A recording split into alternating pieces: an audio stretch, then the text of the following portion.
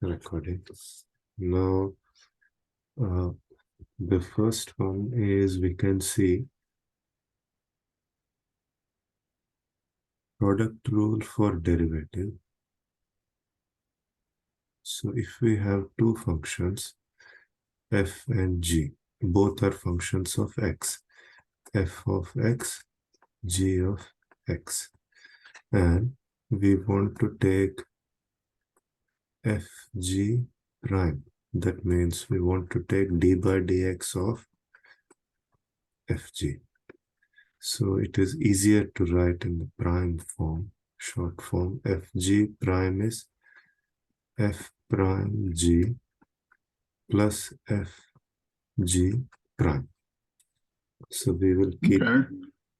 So that's the derivative of a product. Right, right. So that is where the integration by parts comes from. So that's just the derivative of a product, and this we know, and we can prove it as well in calculus. And now from this,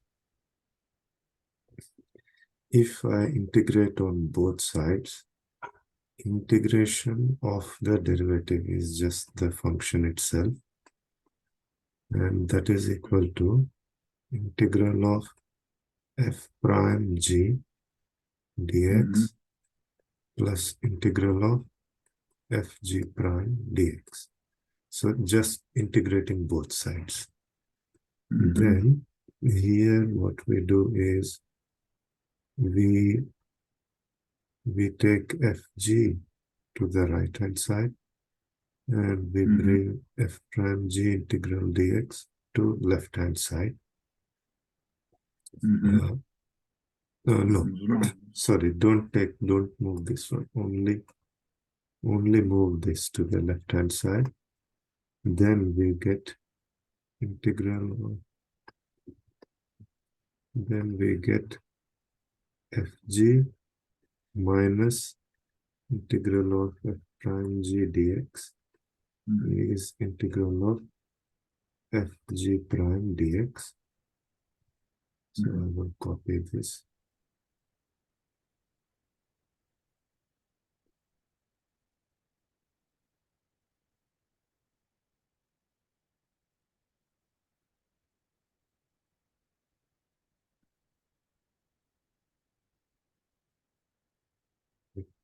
Now we will replace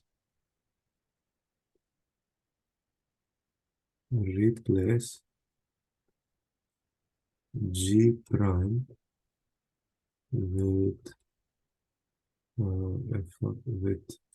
let's say we are calling the derivative of g as some new function. Let's call it h. So h of x is dg by dx. So now we will have f or in other words, g equals integral h dx. So f integral h dx minus integral of f prime integral h dx equals integral f h dx. So if I just switch the sides, integral f h dx equals f integral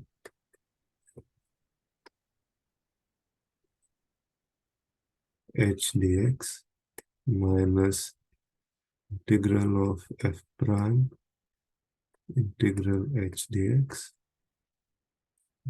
So now we, just for convenience,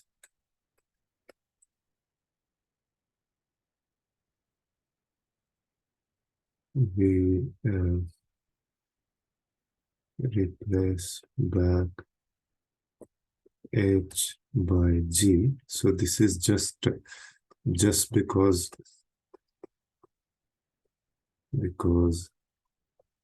g is easier to read than H. That's all. We could put any letter there, it doesn't matter.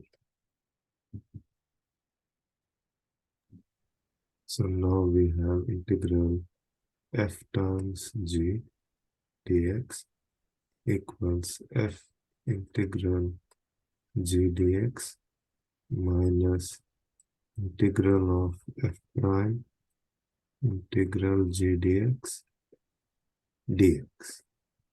So that is integration by parts.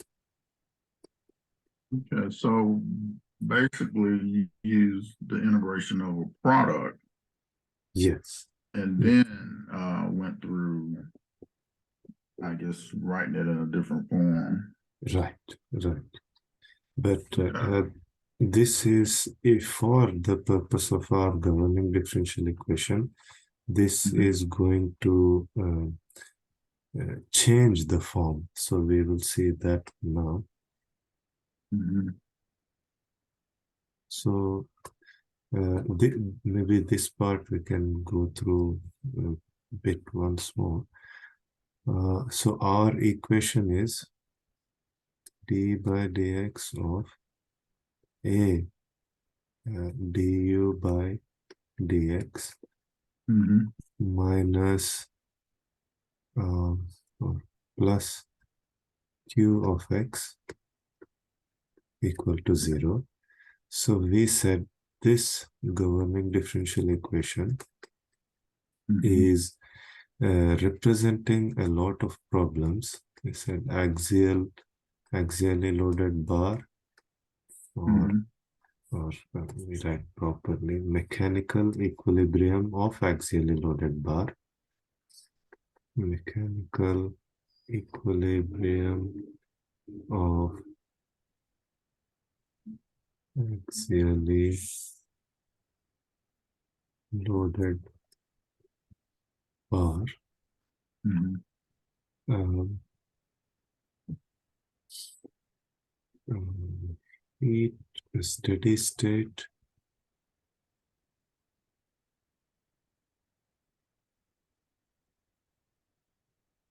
heat flow or heat transfer,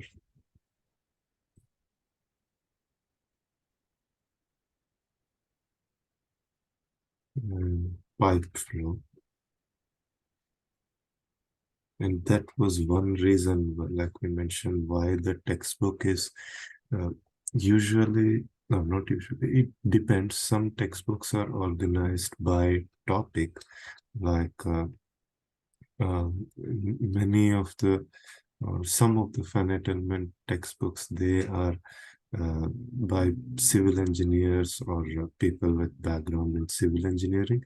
So Mhm.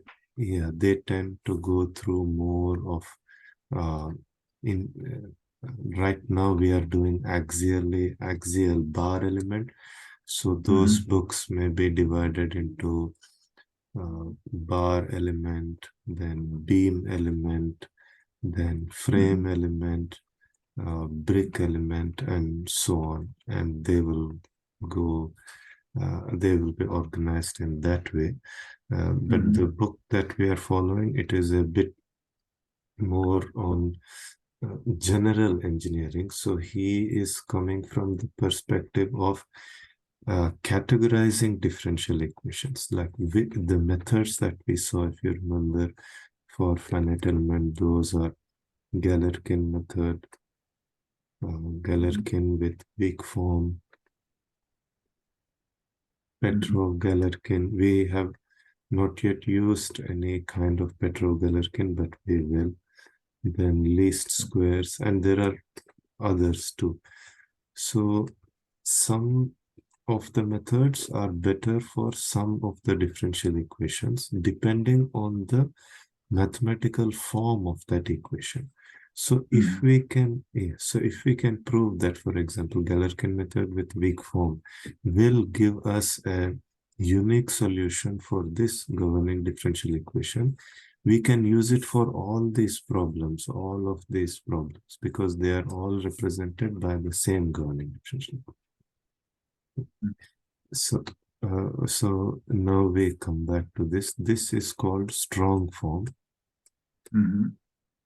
because it uh, has the highest order of uh, differentiation on the primary variable. Primary.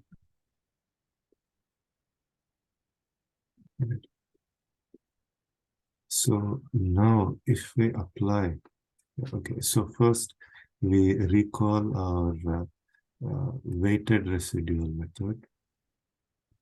Mm-hmm. And like this is the first method we saw before we get to finite element method.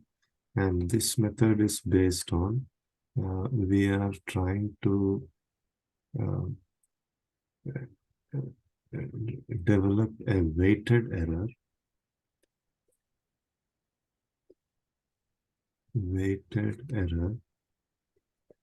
Mm-hmm. over the entire domain of the problem or on the domain of the governing differential equation and equate it to zero and um, solve. Solve using um, approximation of the true solution. So this is what we are doing in weighted residual method. That is, for example, if we have this equation over some any bar, it need not be of uniform cross section. Maybe it is like different materials at different places. It has a non-uniform shape. It doesn't matter. And it could be statically determinate, indeterminate, it doesn't matter. So, and maybe it has some particular function q. That also need not be uniform or a constant. Now, if we are using weighted residual method, we will say, okay, before we go there, we define our variables. So x is our independent variable.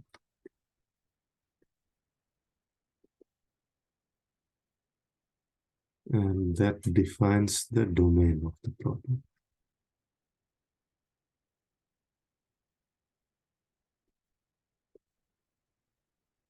And u is our primary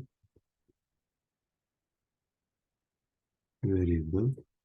And in this problem, a du by dx, that is force, is our secondary variable. Now, we said how to identify secondary variables. So we identify from weak form. Because in our problem, we know we are civil engineers, we are familiar with the physical meaning of force, displacement, and all of this. So when we look at A times du by dx, or in our case, that is, as we discussed, E times, take a new page, or in our case, that A is E times A plus Q is 0. So we know by looking at E times A du by dx that this is our secondary variable, that is force. But if we are dealing with some other problem, maybe pipe flow, maybe anything else, we may not be immediately familiar with the physical meanings of everything. So in that case, we can identify the secondary variable by looking at the weak form. So now let's get the weak form. So just like we wrote, we write integral d by dx e times a du by dx plus q and times w dx is 0. Now this is over the entire domain. This is integration over entire domain,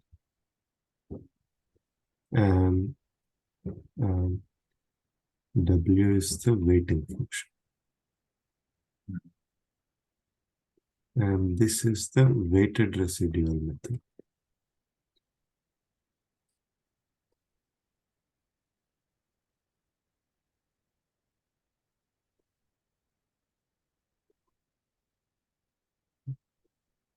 And please note, this part I think you might have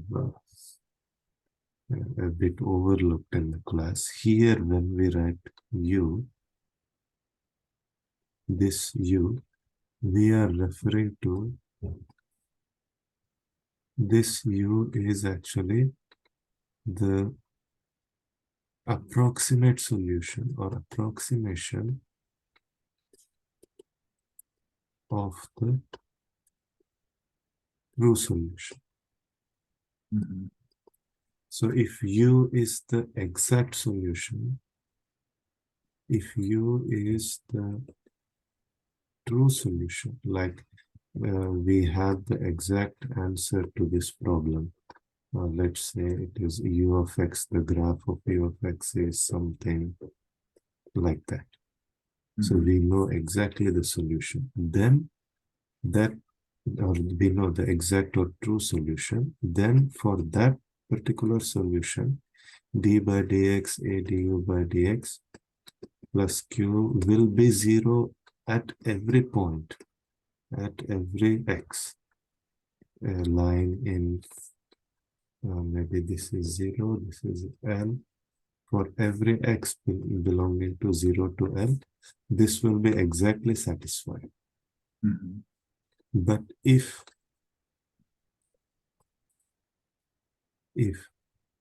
u is an approximate solution,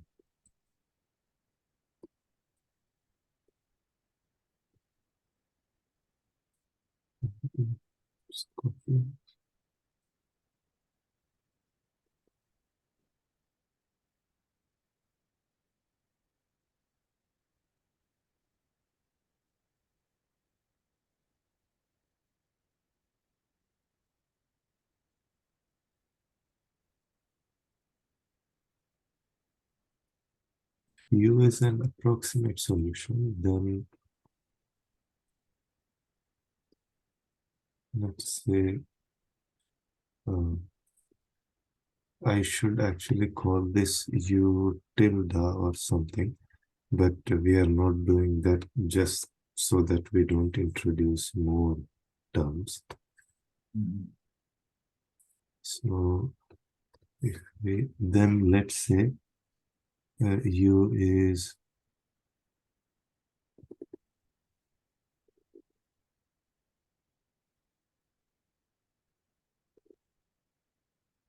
something like that.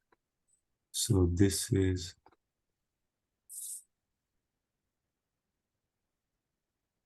approximate.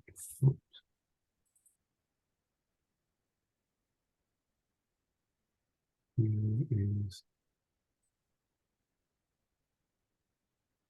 true solution and approximate. So, or I should call it phi or something else, but we just kept it as u for so that we don't introduce more new terms. Then this approximate solution is like this. As we can see, there is some difference at every point. At every point, there is some difference between the two. So if I write d by dx, okay, maybe let's just use phi. Okay, let's use phi so that whatever point we are stressing today, that is clear. Let's use phi. So d by dx of a d phi by dx plus q will not be zero at, not necessarily zero at any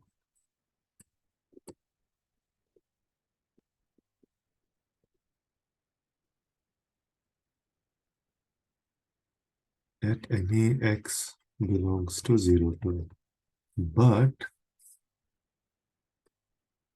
we say, since we cannot make it exactly 0 at every x, why not we make integral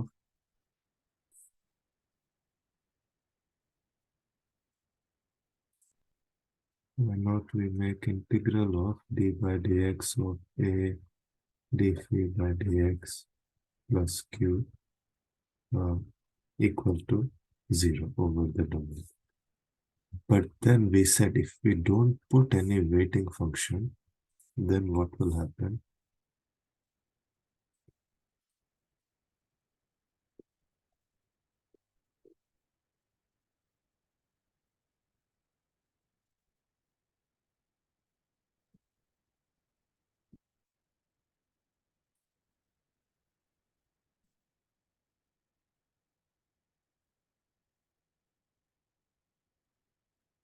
We don't put any weighting function, we could end up with some approximate solution like this.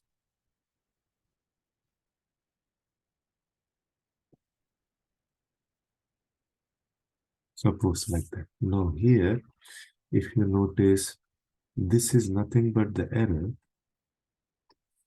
This, this whole thing is nothing but the total error introduced, total error from approximate solution. Because for exact solution, d by dx, a du by dx plus q, this is 0 at every point.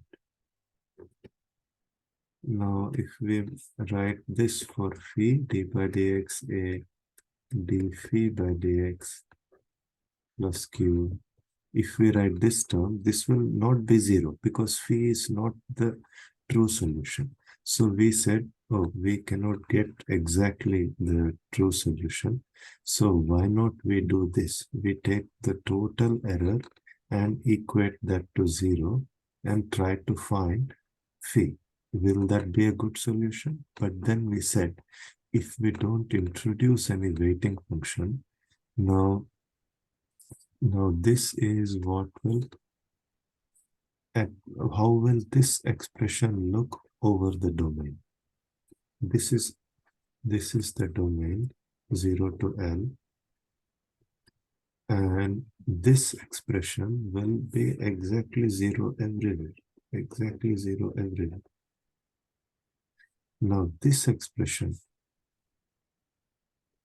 uh, using phi will not be exactly 0. Supposing this expression is like this. Just for example, suppose like this. Now we can see, oh, this is a big error. It has a large error at all the points. But if you notice, the total error is 0 here because the total amount of positive errors exactly cancelled out the total amount of negative errors. So if we were to just use the total error, so you put dx. If we were just to use the total error and equate it to 0, we will we are at a risk of getting approximate solutions that look like this red one. Because for this solution, you can see the error is big, but the total error is 0. So just writing a dphi by dx plus q dx equal to 0, this is not a good one, because we could get bad solutions or very highly inaccurate solutions.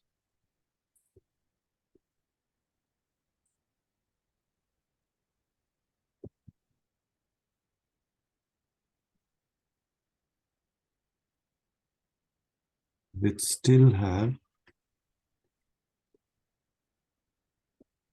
total error 0, right? So what we do is we say that we'll say integral d by dx a du by dx plus q w, oh, sorry,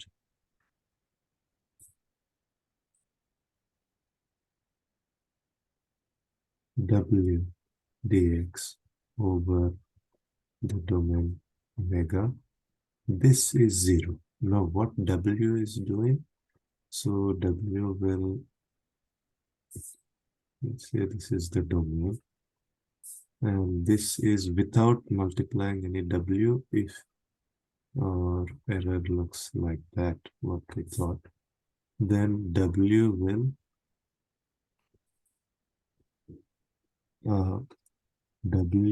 do this. It will make this error to be all positive, for example, or all negative. It may do it, for example, like that.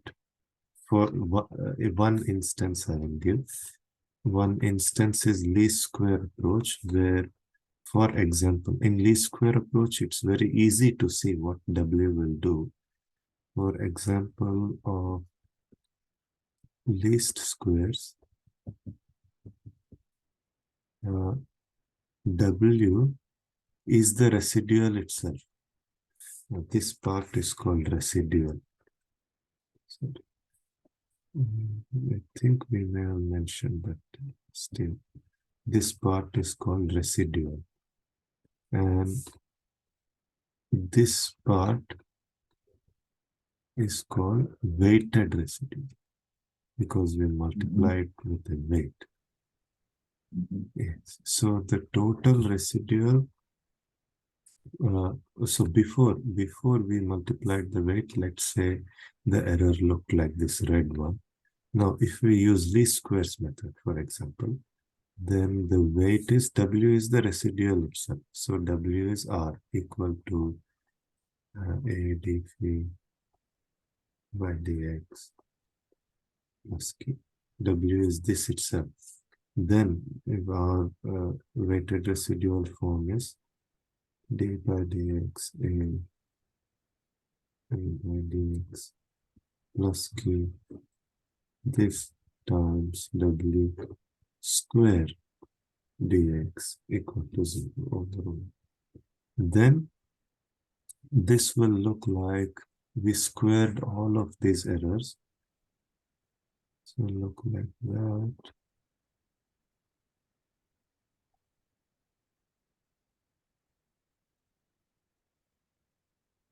So now we have all the total error is positive.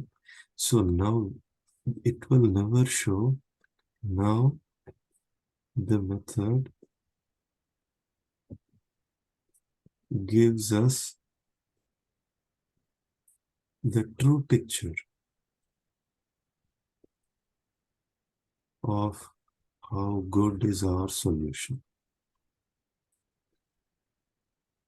And why did you square the weighted residual again? Yes, so, oh, sorry, this itself is weight, I'm sorry. There is no again weight. W is the residual itself. So this thing square. So why did we square? This is just one example where it's very easy to see why, if without multiplying any weighting function, if we try to just take the total residual to 0, as we said, we might have a very bad solution, but still for that solution, the total error is 0, like this solution. So this red one is the plot of the error. This is the error plot at every point along the domain. This is error plot. Yeah.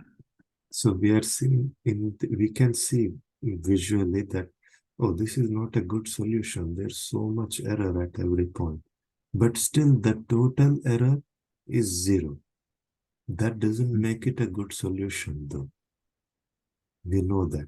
So we don't want to directly use the method where we equate the total residual to 0, but we want to weight it. Now, what do we weight it with? Just in the example of least squares, the weight function is the residual itself.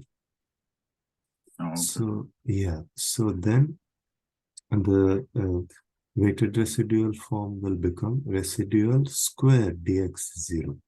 Now we squared the error at every point. Now there is no chance that a bad solution will still give 0 here. Because if we have bad solution, this will give a big error here. In the weighted residual, without the residual, without the weight, if we just take total residual to 0, we run the risk that a bad solution may also look like a good solution for us. Is it clear? Yes, I see Okay. now. Okay. It's just like least square. Okay, so okay, if it's just like if we are fitting some data, so let's say our data is this is y, this is x.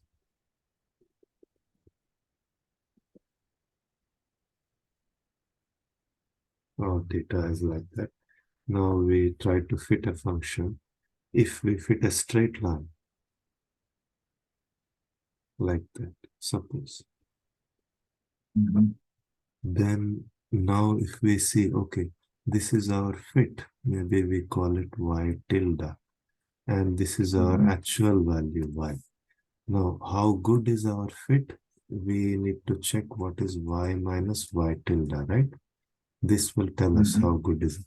Now, if we see at every point, then we can see, oh, here the black is the true y and the red is the fitted y. So this much different, this much, this much, this much, this is the difference. And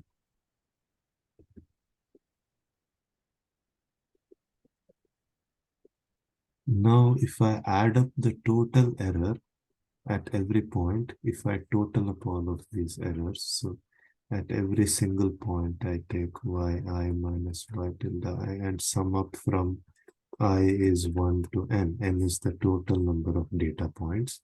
Then for this I will get some small number because this is error positive, error negative, positive error, negative error. I may get some small number 0.0. Then we will, if we don't actually look at the graph, we would think, oh, hey, my total error is very small.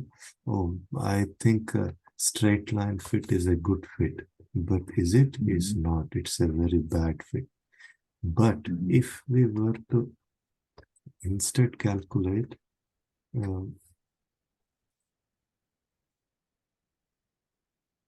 summation I is 1 to n of yi minus y tilde I square. If we were to square the error rate, this will come out to some big number, 25. I'm just giving example. Because this will look like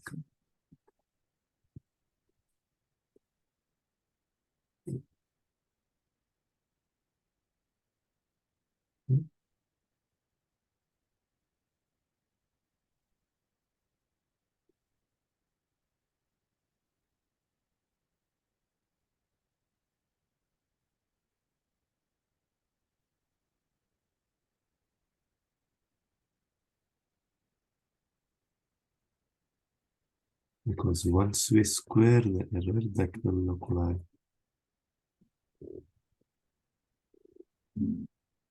that. Now, this will never give us a misleading picture of how good is our solution. So Okay. that's the main reason for multiplying the weights. Okay. So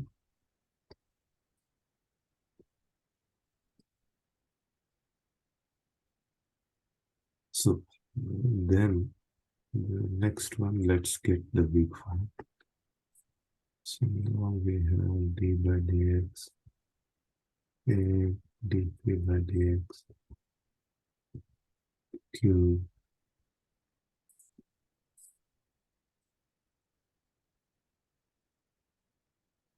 w dx, z. Now we recall our integration by parts formula. Integral f g dx is f integral g dx minus integral f prime integral g dx dx. So this is what we derived. That's the formula. So we write that. Now we apply it here. So we have d by dx, a d3 by dx, w dx plus integral qw is 0.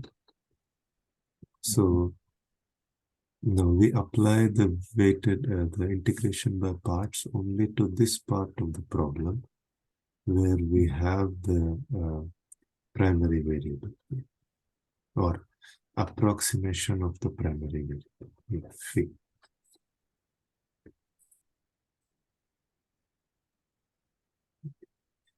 Now, what is we take this as f, we take the weighted function, we take the weighted function as f, and this as g. So we will get this is over omega entire domain.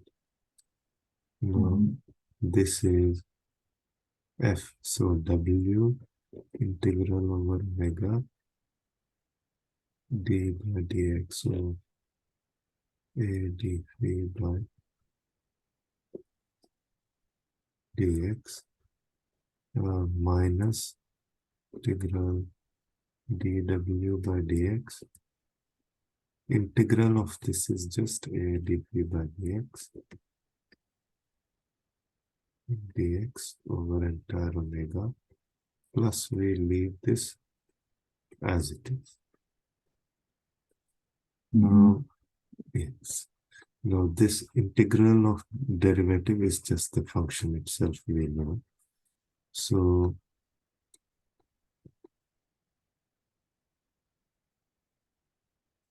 this part is w a dp by dx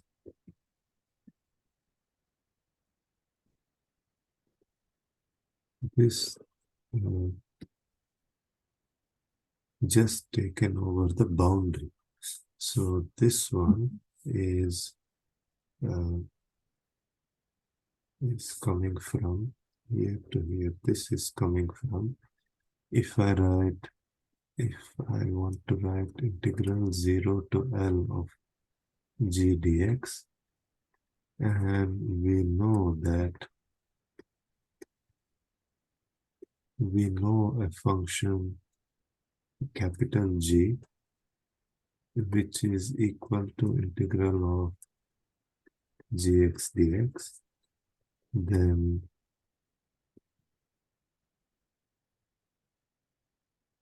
equal to g of L minus g of 0, right?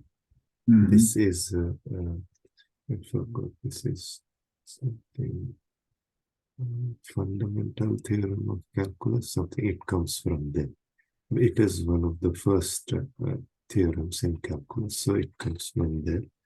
So this comes from there. Oh, just 1 second.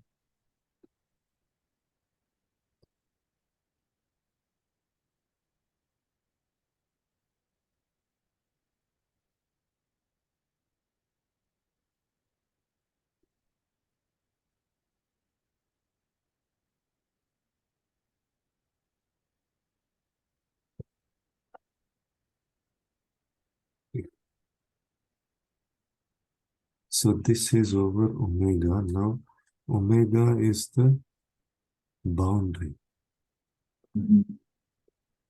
And for one dimension, boundary is just the endpoints. But when we come to 2 dimension, 3 dimension, it will change a bit the definition of boundary. But this first term becomes boundary term. Boundary term. And then the second term is like this.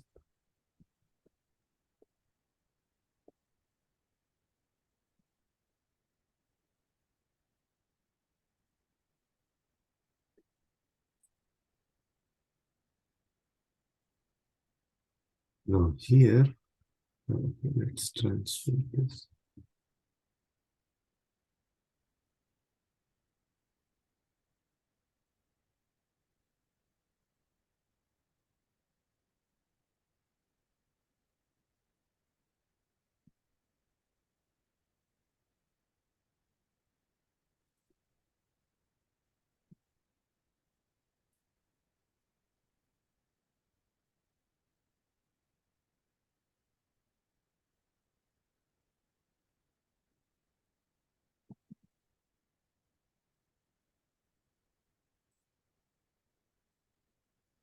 Um, Now here, let's write this boundary term. And now we said x is the independent variable.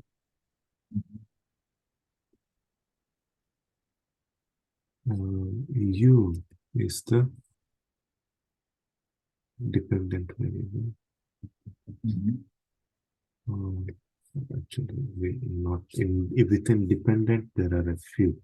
We call U as primary variable,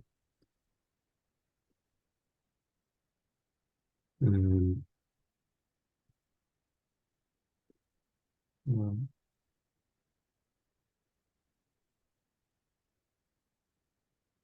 now here, what are the coefficients of the weighted function, sorry, weighting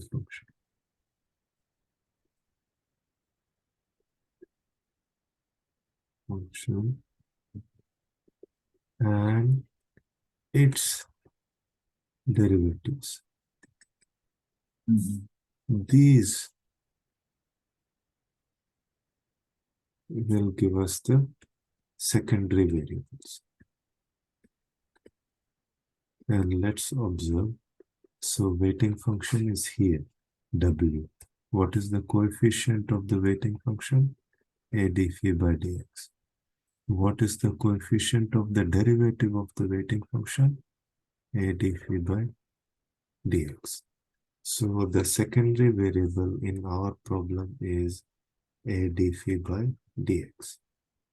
And for the case of bar problem,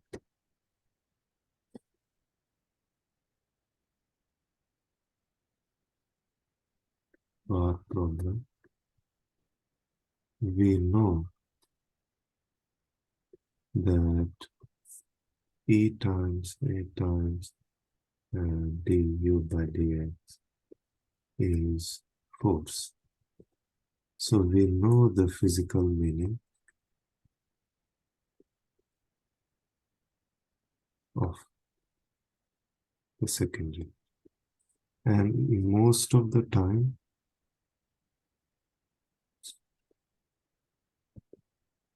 secondary variable has a physical name. Now we come to boundary conditions.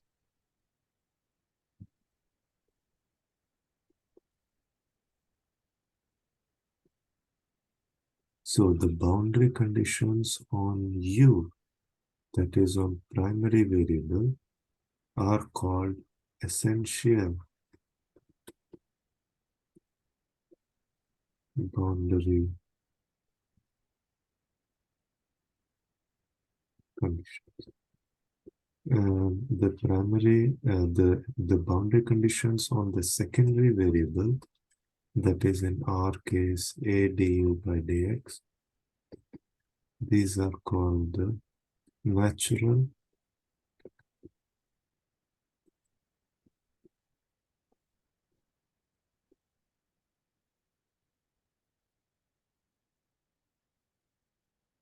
boundary conditions. So the boundary conditions we define using this weak form. So this here is the weak form. So why we call it as weak? Because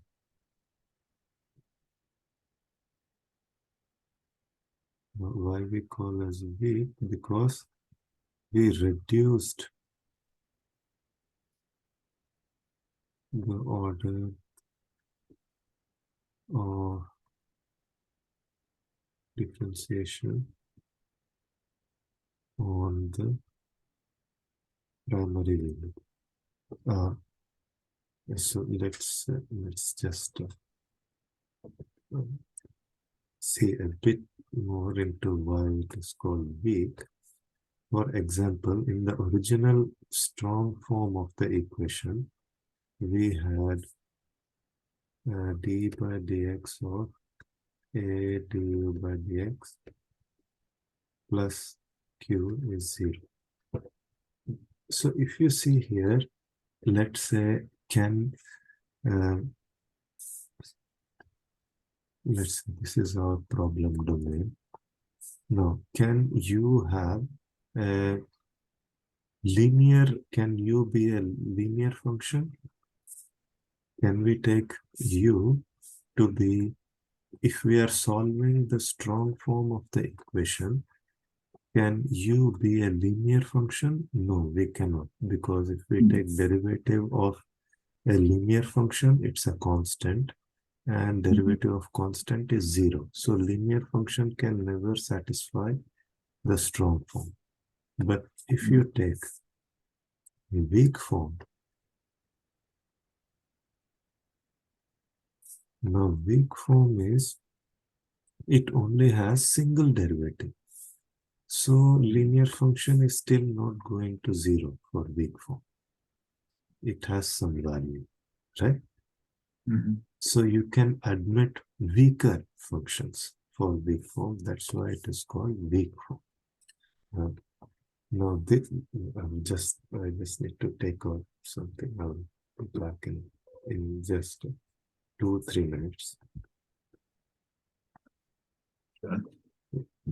I'm gonna have to leave at 9.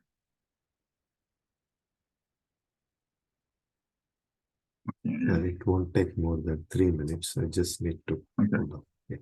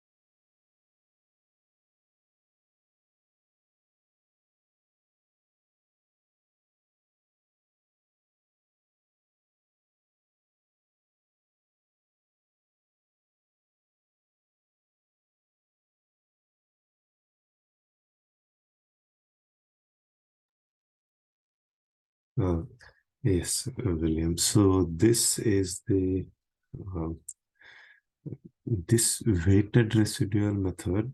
That's the um, basis, we can say, for the finite element method. But Mhm.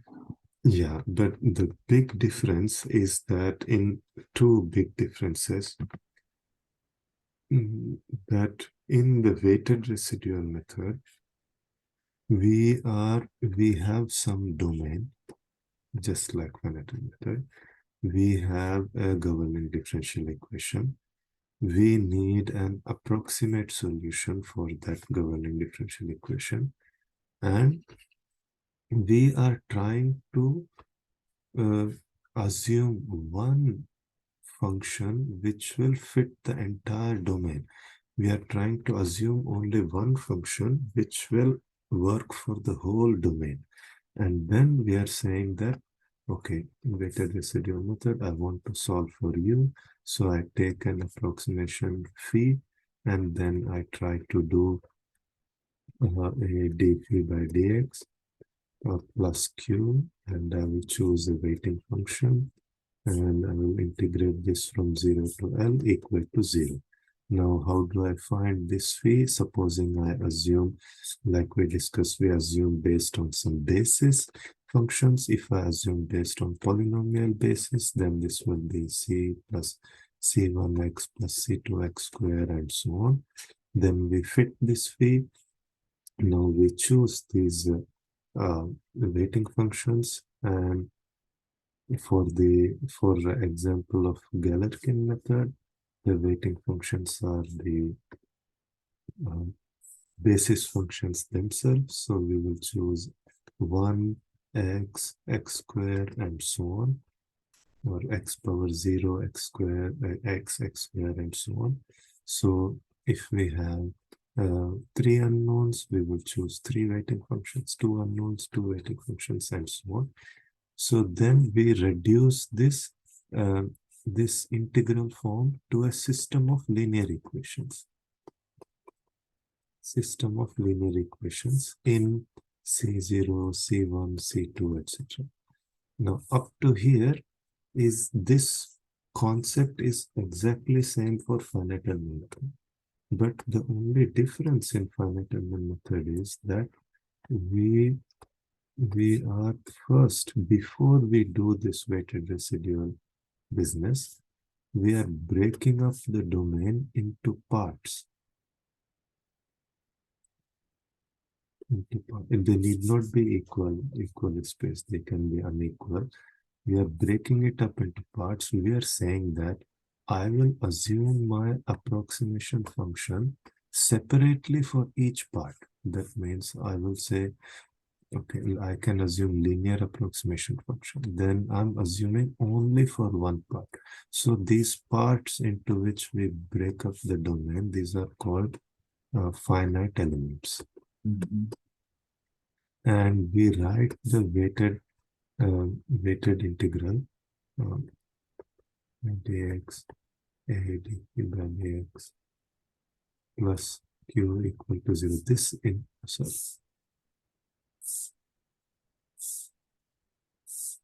times w dx.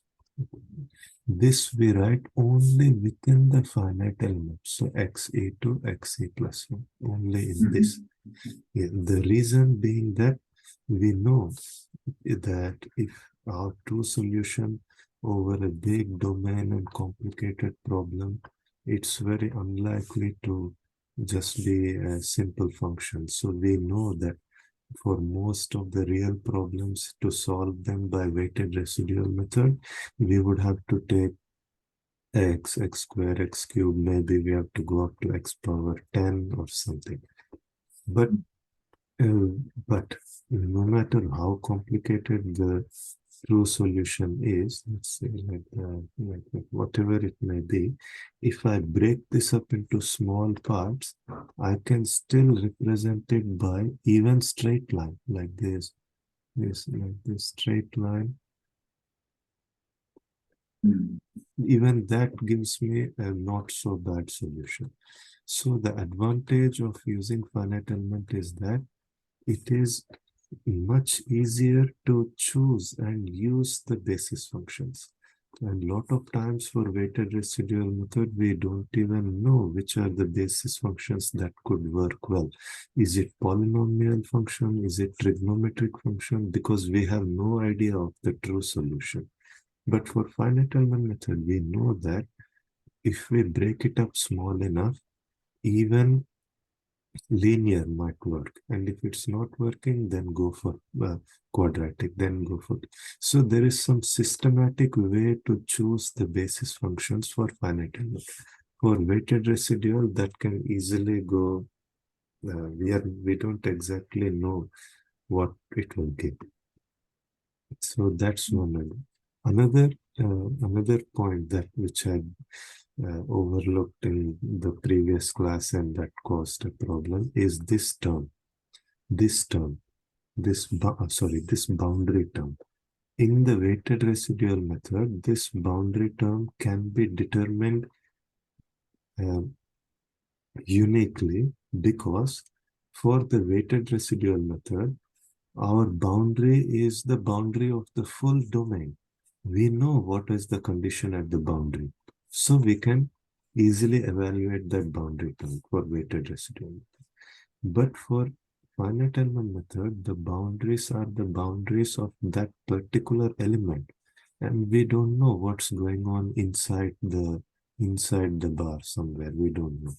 So we just say that at the boundary, this a dphi by dx is nothing but if we take one particular element, that is this element, then we say that, okay, this is element E. And on this side and on this side, I have uh, a dphi by dx at xe, and on here a dphi by dx at xc plus 1. For us, this is force. So we just take this as force at node, okay, node 1 and node 1 of element D, and this is force at node 2 of element D. So this boundary term, we send it to the right-hand side of the problem for finite element method. For weighted residual method, it is known, so we can explicitly evaluate it. But for finite element method, we need to send this to the right-hand side. And these are the two main differences between weighted residual and finite element. Um, Now is coming to all of the small details. So for that, I will go back to our class slides so that you can say exactly where was the confusion. But if you give me 2 more minutes again, I need to just it will not just a minute or two. Mhm. Yeah.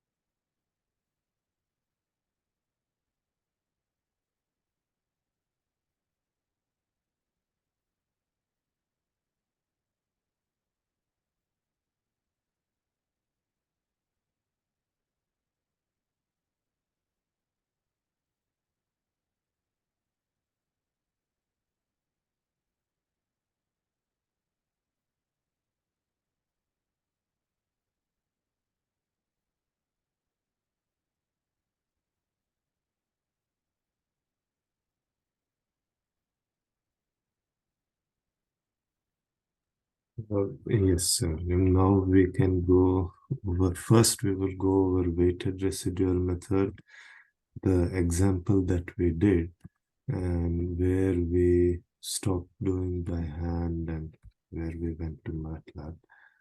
Uh,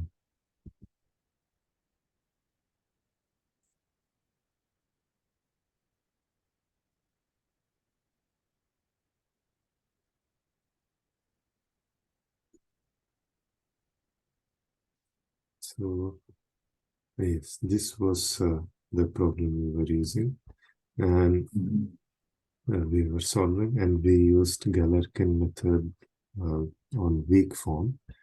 So now our boundary conditions were given. I think we only did for set one. You could do it for set two whenever possible. Yeah. So We could do what did set one. set one was u at 0 is 0, u at 1 is also 0. So Right. when we choose the approximate solution, we will make sure that it satisfies these boundary conditions. So when we did set one, we chose uh, we chose like this: x times uh, x minus 1.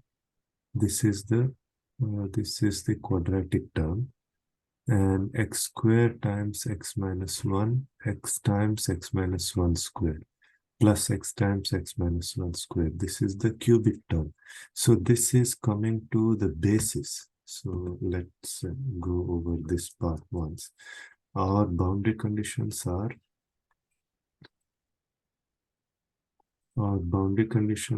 at x equals 0, we should have u is 0. At x equals 1, we should have u is 0.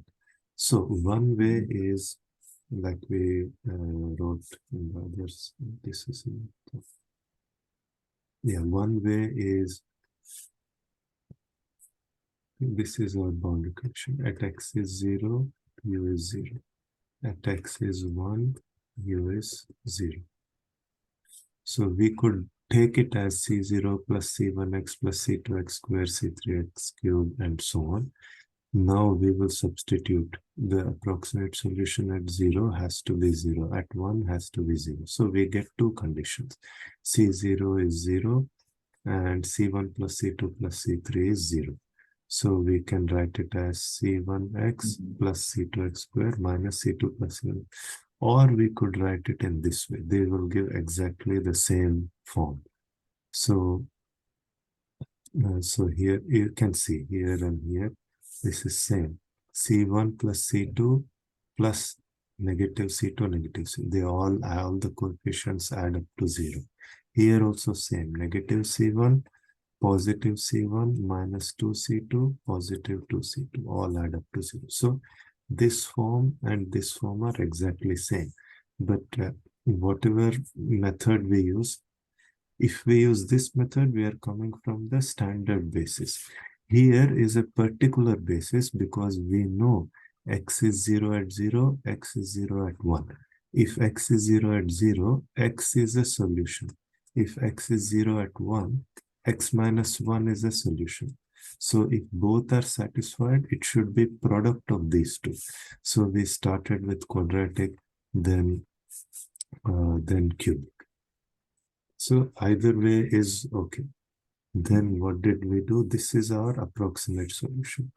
Now we substituted our approximate solution uh, into the weak form. So we have the weak form here, and we said it says Galerkin method with weak form. So our weight functions are same as our basis functions. So W1 is x times x minus 1, W2 is x squared times x minus 1. Whether you take, if you were to go by this form, then our weighting functions will be x, uh, x squared and x cubed. So either one will work, both will work. So no matter which way we go over, once we plug in the approximate solution, then we calculate all of the derivatives, everything, substitute everything, then we will get system of linear equations in C1, C2, just C1 and C2. We said this part becomes quite laborious to do by hand and we could have mistakes and so on. So we do that part in MATLAB. Once we come to the weak form, uh, once we get to the weak form, then the rest of the derivatives and all of that making arriving system of linear equations, we do all of that in MATLAB. So this was for weighted residual, and then we could compare. So the more number of parameters, this was one parameter approximation. This was if we just use C1 times x times x minus 1, two parameter was C1 x times x minus 1 plus C2 x squared times x minus 1 plus x times x minus 1 squared. This was three parameter. This was C1 x times x minus 1, C2 x squared,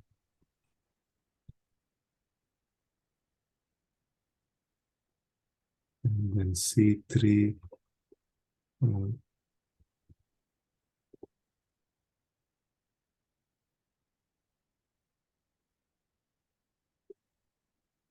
so we should make sure to cover all the possible combinations for fourth part. So we can see that as we increase the order of the polynomial for the approximate solution, we get better and better match to the true solution. But this is a kind of ideal problem. For the true engineering problem, we don't know beforehand what's the true solution. So we actually don't know how good is our solution. And sometimes we don't even know whether the solution we are getting is the true solution, or did our method lead us to some false case which is not even approaching the true solution.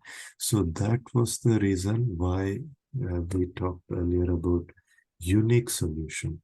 So yes, that part we have not gone into, but we need to, in fact, this is not considered even in many of even the commercial software. Only now it's coming in. And so that's the reason why many times when we go to complicated geometries, very complicated material behavior, it is not it's not that we just put it into the software, we use Galerkin method with weak form, and the computer gave us this. And it's not necessary. A lot of times we have to first make sure that this particular method for this particular governing differential equation will guarantee us a unique solution. Yeah, so this is actually this is a bit, you can say it is a bit more advanced topic in finite element method, but the book which we are following for this course, that is by who won this book, he is actually he is the researcher who brought up this point, and yeah, and this person, both of them actually. He is very, very, very well known. If you search for any finite element textbook, most likely he will be one of the authors. And he is maybe a little bit not that famous, but he really brought to attention this point. Yeah. I think I understand now how to go through the process of solving this differential equation to a form where I can put it in MATLAB now. Great. That was the biggest problem, trying to figure out the differential equation. Well, I think I got it now. Great, great. So now I won't be able to listen to the class next Thursday morning.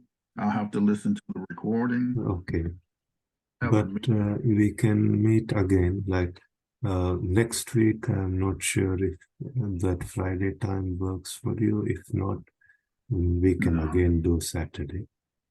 Well, no, I just have to listen to the Yeah. I mean, after you class listen, later. after you listen, if something is not clear, then you can, Okay. yeah. I'll send you an email or something. Yeah. But I appreciate you taking the time to go through this for me. Sure. I mean, that's the most important um, thing. Like once it's for everybody, it's the same. Like what if there is some kind of difficulty in the understanding, then everything becomes difficult after that. But once that's cleared, then it all goes easy. So that's the most important. Now, where will this recording be available? Yeah, so Is this it? I recorded to, if I record on Zoom, then it will just disappear in a minute. I have that experience. So I recorded this to my computer and I will upload onto YouTube and then I will send you that link. Oh, okay. Great.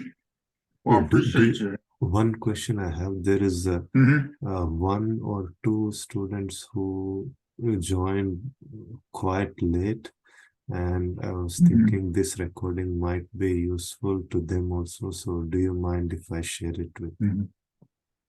No, I don't mind. Okay. Okay. Thank you.